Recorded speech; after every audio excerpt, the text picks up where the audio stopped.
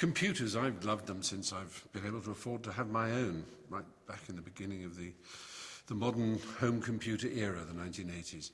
And I've owned a large number of different kinds of computer, and I've expressed publicly loyalty to this kind or that kind.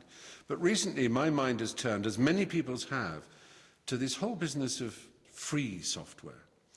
And there's a lot of confusion about what this means. And I'd like to help clear it up, because this happens to be a year of celebration, and I want to help us all celebrate it and look forward to the future of free software. If you have, I don't know, plumbing in your house, it may be that you don't understand it, but you may have a friend who does, and they may suggest you move a pipe here, a stopcock there, a valve somewhere else, and you're not breaking the law by doing that, are you? Because it's your house and you own the plumbing. You can't do that with your computer. You can't actually really fiddle with your operating system, and you certainly can't share any ideas you have about your operating system with other people, because Apple and Microsoft, who run the two most popular operating systems, are very firm about the fact that they own that, and no one else can have anything to do with it. Now, this may seem natural to you. Why shouldn't they? But actually, why can't you do with it what you like? And why can't the community at large alter and improve and share? That's how science works, after all. All knowledge is free, and all knowledge is shared in good science. If it isn't, it's bad science, and it's a kind of tyranny. And this is really where it all started. A man called Richard Stallman. He decided 25 years ago, to almost to this very date, he decided to write a whole new operating system from the ground up. He called it GNU, which stands for GNU is not Unix, because it isn't. It's similar to Unix in many ways, but every element of it, every module, every little section of the code, and it's a gigantic code because it's to run on many, many platforms, is run by the community, is run by coders out there who are welcomed into the GNU community to help improve the software. Every distro, as they're called, every distribution of GNU is tested and worked upon and refined by people whose only interest is in creating the perfect operating system that can be used across the spectrum of platforms by as many users as possible.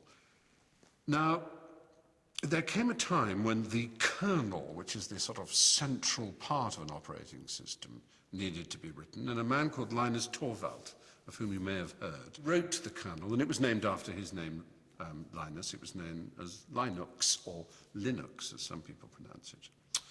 And Linux is the kernel that runs within GNU.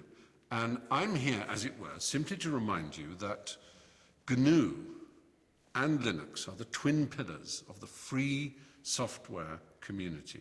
People who believe, and this is the important part, that software should be free, that the using community should be allowed to adapt it and adopt it, to change it, to improve it, to spread those improvements around the community, like science.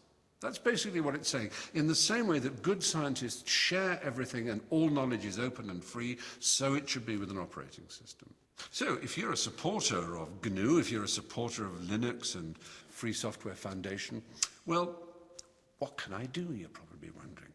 The most obvious thing you can do is use a GNU Linux operating system on your own computer. It's a lot easier than you might think. Go to gnu.org and see if you can find a distribution that suits you. Probably, if you like a good graphical user interface, something like GNU Sense.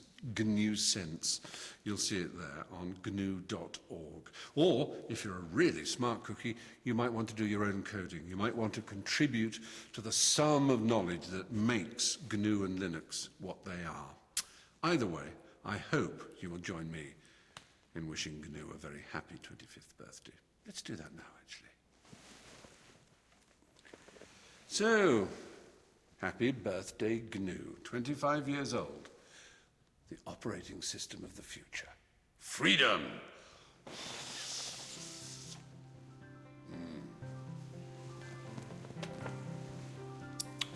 Chocolatey good. The tastiest operating system